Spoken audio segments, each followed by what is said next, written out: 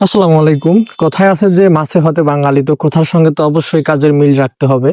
তো আমাদের একটি পুকুর আছে। এই পুকুরটা হচ্ছে যে আমাদের জমির পাশে এক কর্নারে আমরা করে রাখছি আরকি। মূলত এই জায়গাটাতে আসলে বাঁশের ছায়ার কারণে কখনোই কোনো ধরনের চাষ হয় না। যেহেতু সেখানে চাষ হয় না, আর এটা আসলে একবারে দোলার সাথেই, মানে যে জায়গাটাতে আসলে বন্যার পানি প্রচন্ড পরিমাণে ওঠে, তো যার কারণে আমরা এখানে আসলে পুকুর করে দিই।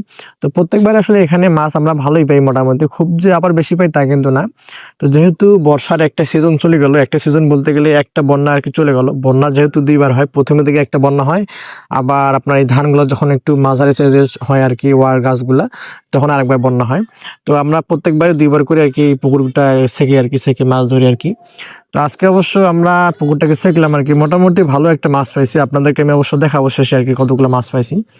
তো মাছ আসলে এমন একটা বিষয়, আমরা আরকি আমাদের গ্রামে প্রচলন আছে যে মাছের সমন উল্টা পাখে। এটা আসলে আমাদের গ্রামের আঞ্চলিক ভাষা। আমরা এই কারণে বলি যে মাছের সমন উল্টা পাখে।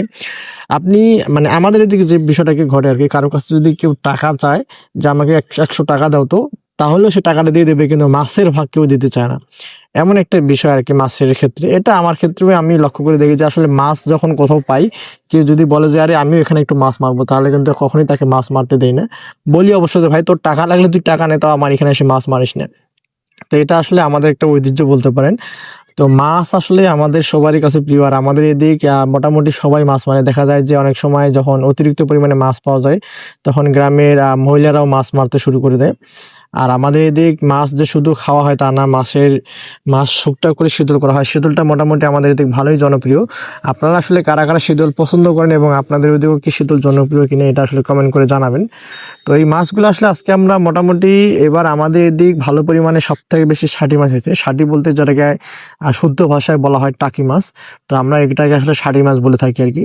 তো ষাটি মাছ এবার আসলে প্রচুর পরিমাণে হয়েছে। এমনিতে নরমালি অন্যান্য সময় দেখা যায় যে ডারিকা বা পুঁটি এই ধরনের মাছগুলো বেশি হয়।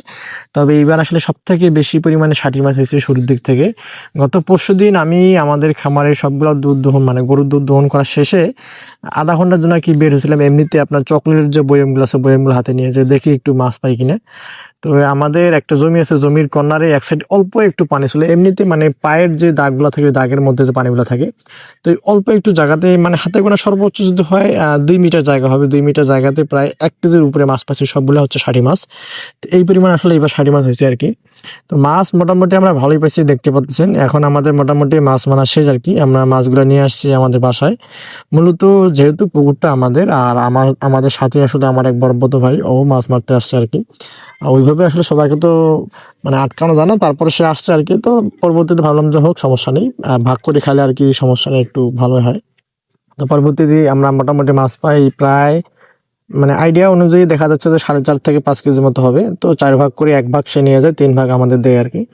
তো এটা হচ্ছে আমাদের ভাগ, আর তার ভাগে মোটামুটি ১ কেজির মতো মাছ হবে আরকি। তো এই হচ্ছে মাছ। আর আপনারা কারা, কারা আসলে মাছ মারেন বা মাছ মারতে পছন্দ করেন, মাছ আপনাদের কাদের, কাদের পছন্দ, অবশ্যই কমেন্ট করে জানাবেন। ধন্যবাদ সবাইকে। ভালো থাকবেন, সুস্থ থাকবেন। আসসালামু আলাইকুম।